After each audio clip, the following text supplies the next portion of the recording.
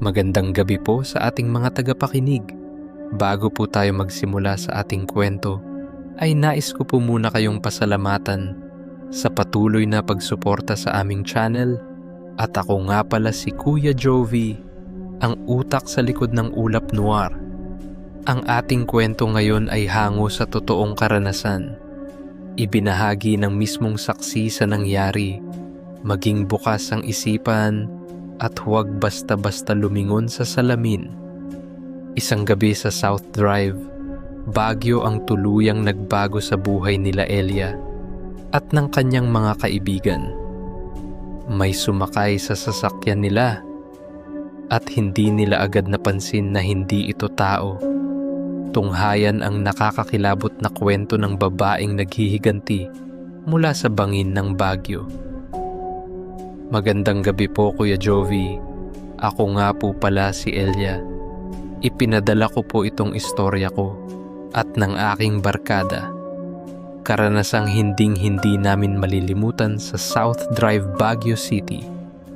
Kami yon nina Elia at Kian, magkarelasyon. Kasama ang isa pa naming barkada na magjowa rin, sina Mika at Darren. Galing kaming dinner sa Session Road. Tapos naisipan naming dumaan sa South Drive pauwi ng transient. Tahimik ang biyahe, ang lamig, halos walang ibang sasakyan sa kalsada.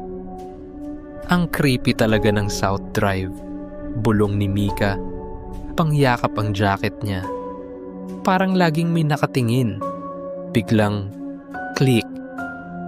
Darren na nagmamaneho, binuksan ang ilaw sa loob ng sasakyan. Walang nagsalita, pero ramdam ko agad may mali. Para bang may pumasok. Tumindig ang balahibo ko. Hindi ko alam kung bakit, pero parang lumamig lalo ang hangin. I tried to brush it off. Huwag kang paranoid, Elia, bulong ko sa sarili. Pero nang tumingin ako sa bintana sa kanan, kita ko ang refleksyon ng mukha sa likod ni Kian. Babae. Mahaba ang buhok, putla ang muka. Nakatitig sa akin. Nanigas ang buong katawan ko. Nagsimulang manginig ang mga kamay ko. Gusto kong sumigaw pero natakot akong baka kung anong mangyari kung ipapakita kong nakikita ko siya. Nagpanggap akong chill. Nilapitan ko si Kian. Love, swap tayo ng pwesto. Gusto ko lang masandal sa bintana. Ha? Bakit? Please lang. Di na siya nagtanong pa. Nagpalit kami. Habang lumilipat ako, parang may malamig na hangin na dumaan sa pagitan naming dalawa. Parang may ibang kasama talaga sa loob. Kian held my hand after the switch. Ramdam niya siguro ang kaba ko. Tapos may narinig ako. Isang mahinang hikbi. Galing sa likod. Babaeng umiiyak. Hindi ako lumingon. Pumikit lang ako ng mariin. Paulit-ulit kong sinasabi sa isip, wala kang nakikita. Wala kang naririnig. Pero hindi ko napigilan. Napatingin ako sa rearview mirror. At doon ko siya muling nakita. Nakatitig sa akin. Ngumiti. Pero hindi ito ordinaryong ngiti. Ngiting pagod, malungkot, at punong-puno ng galit. At sa gilid ng kanyang labi, may dugo.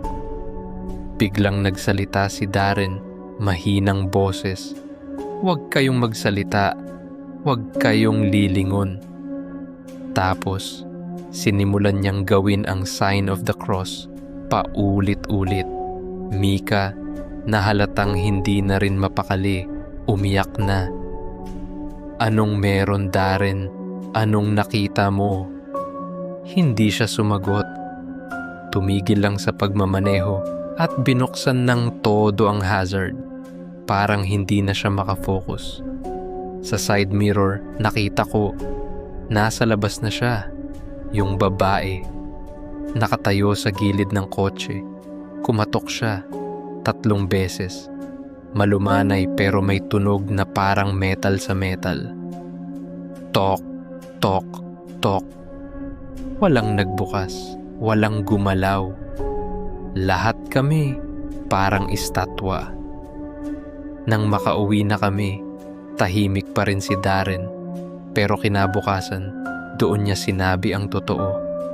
Matagal nang may sumasabay sa mga dumadaan sa South Drive. Babaeng tumalon mula sa bangin years ago. Ginahasa raw siya ng isang driver na nag-offer ng libreng sakay. Buhay pa siya nung itinapon. Laging naghahanap ng masasakyan. Laging sumasama sa mga kotse ng may magka-holding hands. Tumulo na lang luha ko. Kasi kami ni Kian, magka-holding hands kami nung nakita ko siya. Hindi ko na tinitingnan ng rearview mirror sa gabi. Hindi ko na rin sinasandal ang ulo ko sa bintana tuwing road trip. Kasi minsan, may hindi mo sinasadyang makita at minsan, yung mga sumasabay sa atin, ayaw na ring bumaba. At dito na po nagtatapos ang aking kwento. Maraming salamat po Kuya Jovi. Sana ay maibahagi nyo rin po ito. Kung ikaw ay may kwentong katulad nito, ipadala lang sa Ulap Noir. Baka kwento mo na ang susunod naming ilahad. Ako si Jovi ng Ulap Noir.